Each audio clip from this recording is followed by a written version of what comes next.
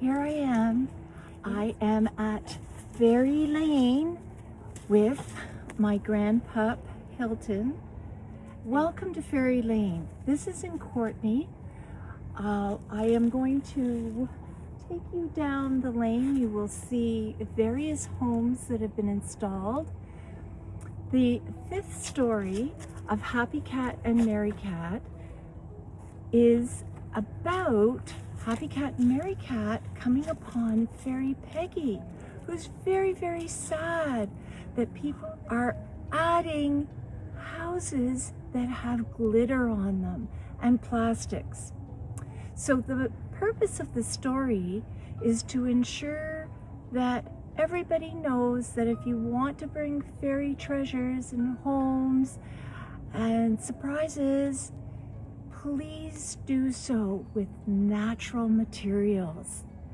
It is so important because the animals will eat the glitter, they will consume the plastics, and they end up getting really, really sick.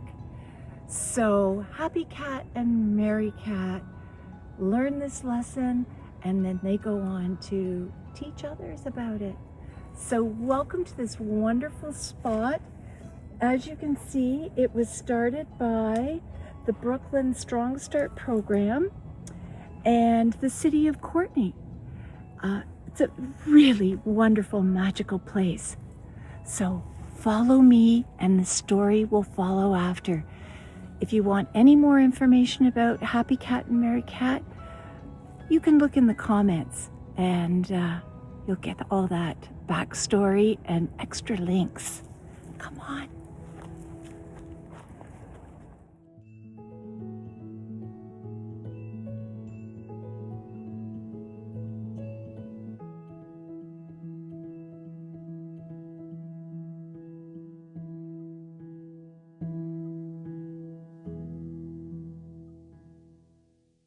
Happy Cat and Merry Cat discover magic and wisdom at Fairy Lane. There were two friends, like twins, much was the same. Both were 9, spry, and Catherine was their name. They liked to climb, they liked to rhyme. Nicknames were picked that they used all the time. Happy Cat and Merry Cat loved to play, cartwheeling and twirling every day. They'd skip down paths and hike forest trails. Then they'd create stories retelling their adventurous tales. One day, returning from school, Merry Cat said, "Let's take a new way." Happy Cat said, "Sure, as long as it's safe," giving thumbs up, "Okay." Suddenly, entering the new path surrounded by a forest, they heard cries. They froze, gulped as they blinked, then locked eyes. Merry Cat pointed. "Look, there's a trail off to the right. Did we hear things? I think it's our imagination. There's nothing in sight." Happy Cat shrugged. "I think it's okay. At the start of the path, there's a sign. Let's read it. I'm sure everything will be fine." "Welcome to Fairy Lane. Enjoy the magic of nature," read Happy Cat. Reading the sign, the two girls learned that this was a special habitat. It explained they could walk it and add their own fairy homes and treasures if they used natural materials and measures. It is said that they were not to put nails and screws in the trees. Merry Cat read, "Moss, sticks, pine cones, and pebbles if you please." They turned to each other and whispered, "We love fairies, bug-eyed." In a wink, they slowly walked through the path, entranced and tongue-tied. They saw miniature houses and signs hanging from branches and at the base of trees. Happy Cat stopped and squealed, "Look, these homes have beautiful jewels and glitter." At the same time, they heard a soft weeping and saw flashes of iridescent flitters. "Happy Cat, squint and we might see a fairy, or what's also called a wee folk." Merry Cat, "I can't believe it. Do you see her too?" Happy Cat's heart raced as she whispered, giving her friend a poke. Slumped on a stump was a crying, teeny tiny winged fairy. "Can we help you?" asked Mary Cat, slowly squatting as the creature looked up with worry. "I'm Mary Cat, and this is Happy Cat. We hate to see you sad and cry. Is there anything we can do to help? We want to see you joyfully fly." Slowly the wee fairy blinked, then wiped the tears from her face.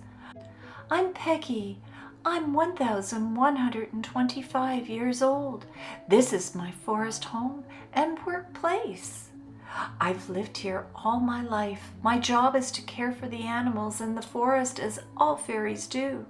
A fairy's mission is to protect nature from harm and keep an earthly, harmonious view. I've tried to teach the humans by using fairy dust that confuses and leads them away.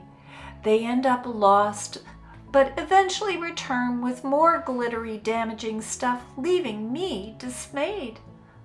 Unfortunately, I'm sad and angry with humans who don't seem to care.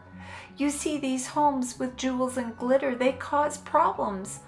Aren't the humans aware?" "Gee, I thought they were pretty," said Happy Cat. "Please tell us more." Peggy took a deep breath and smiled. "My animal friends are sick from plastics on these human-made treasures. There's got to be much safer measures.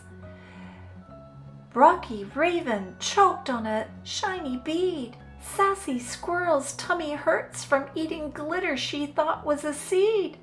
I know glitter and jewels are pretty, but they pollute the forest and make the animals sick. All humans need to remember, if it doesn't grow, it doesn't go. That's the trick." Mary Cat nodded. "I get it. Everything must be made from natural bits that we find on the forest floor. Moss, sticks, pine cones, pebbles, bark, leaves, shells, feathers, dried flowers. There's tons outdoors." Happy Cat added, "Peggy, your methods don't teach, they just trick and confuse. They don't know what's taboo. Humans need to be taught what causes damage and harm. This is where we can help you. We can make proper fairy homes and then teach the kids in our school. Then they will create fairy treasures that follow the rules." "Wow, you'll do that for me, thank you. Gosh, you two are so smart." Seconds later, Peggy was giggling and flying, creating a rainbow heart. Weeks later, Mary Cat and Happy Cat returned with classmates and organic, handcrafted treasures in hand. Happy Cat began, "Welcome to this very special sacred forest fairyland." Mary Cat continued, "Walk quietly and be careful not to damage this habitat. And if you squint, you might see flashes of light.